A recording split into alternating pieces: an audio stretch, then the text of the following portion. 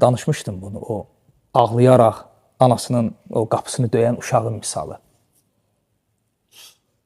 Məscidə gedəndə elm tələbələri olur, yanlarında şeyxləri, gedirlər məscidə.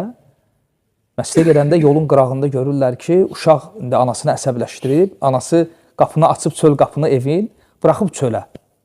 Uşaq ağlaya-ağlaya qapını döyür, ağlayır.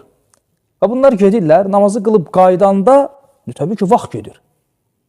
Məscidə gedib çatanacan, iqamə, sünnələr, fərz, zikir, o, bu, 15 dəqiqədən, yarım saatdan sonra qayıdırlar. Qaydanda görürlər ki, ana qapını açır, uşağın göz yaşlarını silir, qucaqlayır, salır içəri və istərində biri deyir ki, o uşaq bizə deyir, həyat dərsi verir. O uşaq bizə öyrətdi ki, göz yaşları ilə döyülən qapı mütləq açılır. Yəni, Allah barədə bizim zənnimiz necədir? Yəni, o, axı, hədisdə gəlib, axı, ananın övladına olan rəhmətindən daha çoxdur. Yəni, ana övladına rəhm elədi, yarım saat uşaq o qapını göz yaşı ilə döydü deyəni, Allah quluna rəhm eləməyəcək.